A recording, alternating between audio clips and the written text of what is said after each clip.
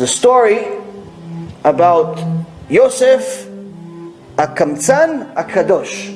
You guys ever hear about Yosef HaKamtzan HaKadosh? Yosef, the holy stingy person. It's an interesting title, no? There was a rich guy a few hundred years ago, in a real story, by the way, and everyone knew this guy is the stingiest person on earth.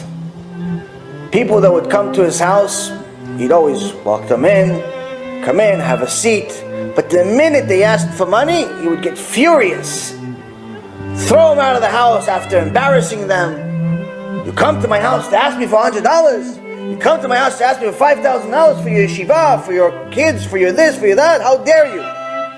And he became known as Yosef HaKamtzan, the stingy Yosef, because he had money, but he refused to give it to anyone. One day, he died. And he was hated so much by his keilah that no one showed up to the funeral. No one showed up to the funeral. This is obviously a horrendous situation. He didn't exactly leave such a good past. You know, and they say, you know, we say it actually on Tefillah, Tov Shem Mishem and Tov. It's better to have a good name than a lot of money. Shlomo HaMelech said it. Because a good name lasts. Money doesn't last, just this life. And even this life, it's questionable if it's going to last. So he dies. No one shows up to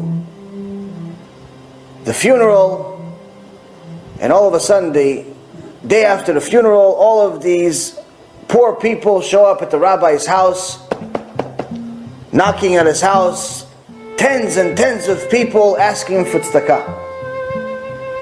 He says, where'd you all come from? Because we all live here. What, all of a sudden all of you went broke at the same time? He goes, no, we haven't had money for many years. Because so how did you survive until now? He said, well, we don't really know, but we know that every time we go to the stores would give us the money. The stores would give us the goods. We didn't have to pay.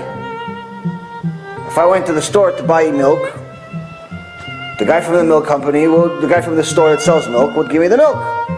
But all of a sudden today I went, and he said, I'm sorry, I can't give it to you. And the same thing with the next one, the next one, the next one, the next one.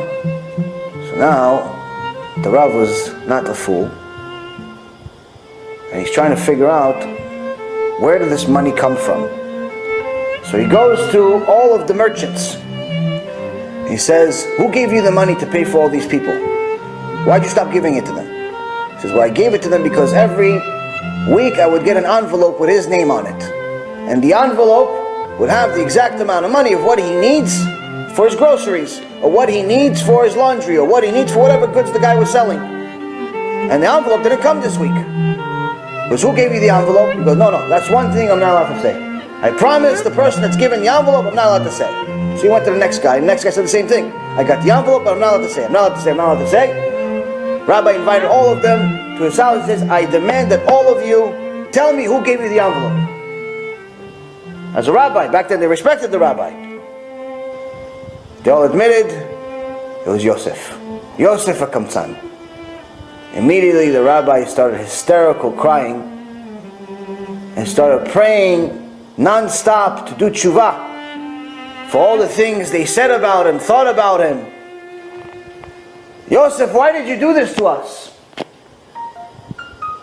And I'm not sure whether the story goes that he had a dream about him, or he actually did one of these mystical things where he asked to be shown some type of answer from Yosef. But long story short is that he saw Yosef, and he sees Yosef all wearing white, looking very holy. In the next world, he says, why did you do this to us?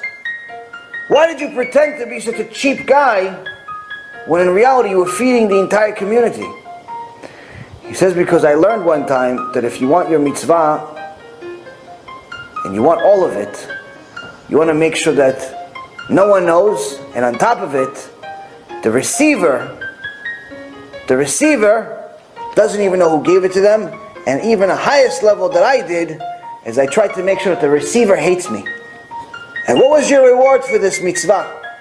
He says, Avraham, Yitzchak, and Yaakov, and David HaMelech came to welcome me to Olam HaBa. David HaMelech was making the music, and the Avot came to me, and they brought me to Olam HaBa.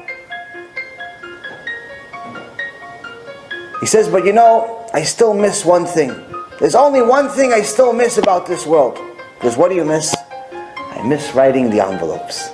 There's no envelopes in Olam HaBa. There's no more chance for me to do more mitzvot. So that's when Yosef HaKamtzan got the name Yosef HaKamtzan HaKadosh, the holy stingy Yosef. When we know the value of each mitzvah, we'll chase it like we chase money. We'll chase it like we chase treasure. We'll chase it like we're chasing something that's extremely valuable. We're not going to focus about whether anyone notices or anyone doesn't notice. B'Shem HaShem Na'aseh v'Natzliach, we're very excited to offer you the new BeEzrat HaShem app 3.0. It's a newer, faster app full of Torah, lots of Kedusha by the shiurim that we do, myself, Rav Ephraim, Rav Chaim, where you'll have also newer features where you're able to use the app while you're using other applications on your phone. You'll be able to share the lectures directly from the app. You'll be able to donate online and support our Cube and our Torah work that we're doing. And the most exciting feature is that you'll be able to actually ask questions directly on the app and get answers from the rabbis directly from the app. This is something unprecedented, and Baruch Hashem will be able to offer it. Thank you again for all of your support. Check it out. Make sure you have the kosher Torah that will re-energize your neshama each and every single day. Call to B'chava Tzlacha.